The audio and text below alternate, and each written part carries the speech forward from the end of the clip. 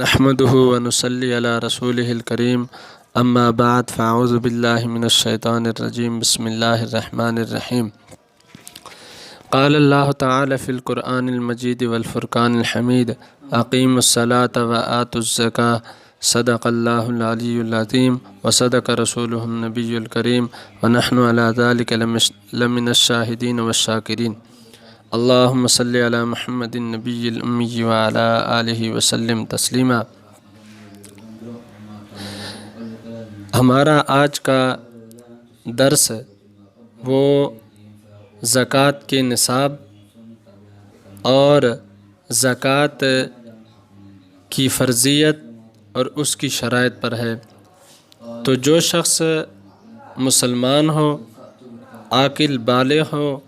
آزاد ہو، نصاب کے برابر مال رکھتا ہو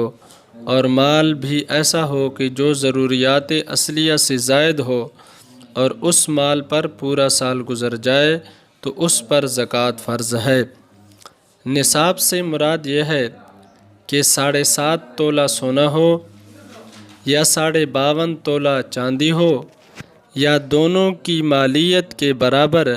یا دونوں میں سے ایک کی مالیت کے برابر نقدی ہو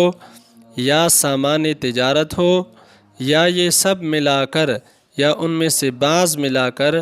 مجموعی مالیت چاندی کے نصاب کے برابر بنتی ہو تو وہ آدمی صاحب نصاب ہے اور اس پر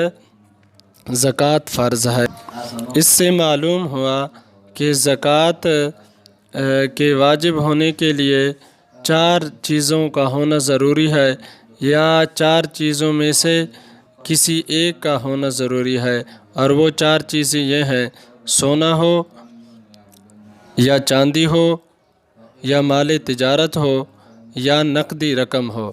تو سونے کی تفصیل یہ ہے کہ اگر کسی کے پاس صرف سونا ہو، سونے کے ساتھ اس کے پاس چاندی، مال تجارت اور نقدی میں سے کچھ بھی نہ ہو تو ایسی صورت میں صرف سونے کے نصاب کا اعتبار ہوتا ہے، اور سونے کا نصاب 7.5 تولہ 7.5 تولہ یعنی 87 گرام اور 480 ملی گرام ہے۔ پس جس کے پاس 7.5 تولہ سونا موجود ہو تو سال گزرنے پر اس کی زکوٰۃ ادا کرنی ہوگی۔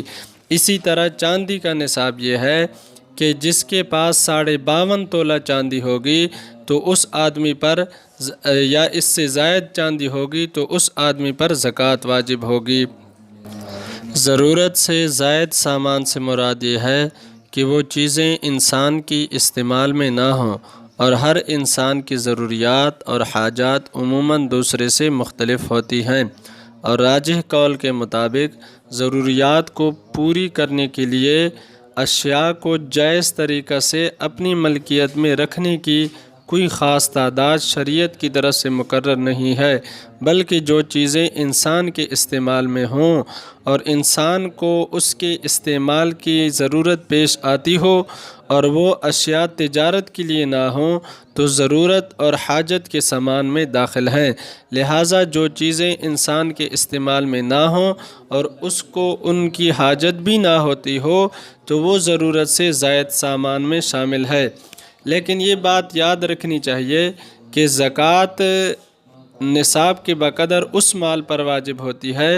جو ضرورت سے زائد ہونے کے ساتھ ساتھ نامی بھی ہو۔ مال نامی سے مراد یہ ہے کہ سونا چاندی، زیورات، نقدی، مال تجارت یا افزائش نسل کے لیے پالے ہوئی مویشی وغیرہ ہوں۔ اگر مال نامی نہ ہو یعنی بڑھنے والا نہ ہو تو نصاب کے باقدر ہونے کے باوجود صرف ضرورت سے زائد ہونے کی وجہ سے زکوٰۃ واجب نہ ہوگی۔ البتہ ایسے شخص کے لیے زکوٰۃ وصول کرنا جائز نہیں ہوگا، نیز صدقہ فطر اور قربانی واجب ہو جائے گی۔ تو گھر کے برتن، کپڑے یا دیگر استعمال کی چیزیں اگرچہ وہ پورا سال بھی استعمال نہ ہوں لیکن وہ نامی نہیں ہے، مطلب چاندی کے برتن نہیں ہے، سونے کے برتن نہیں ہے، تو پھر جو ہے ان میں زکوٰۃ۔ سامان تجارت سے مراد نقد رقم کے علاوہ ہر وہ سامان ہوتا ہے جو تجارت کے لیے مہیا کیا گیا ہو، خواہ وہ کسی بھی قسم کا ہو، مثلاً آلات اور مشین ہوں، استعمالی سامان ہو، کپڑے ہوں، کھانے پینے کی چیزیں ہوں، زیورات و جواہر ہوں، حیوانات و نباتات ہوں، گھر ہوں یا زمین یا منقولہ اور غیر منقولہ جائیدادیں ہوں۔ غرض جو چیزیں فائدہ حاصل کرنے کی غرض سے خرید و فروخت کے لیے مہیا کی گئی ہیں وہ سامان تجارت ہے۔ اگر سامان تجارت کی مالیت نصاب کے برابر یا اس سے زیادہ ہے اور اس پر سال بھی گزر گیا ہے تو نقد رقم کی طرح 2.5% زکوٰۃ ادا کرنا لازم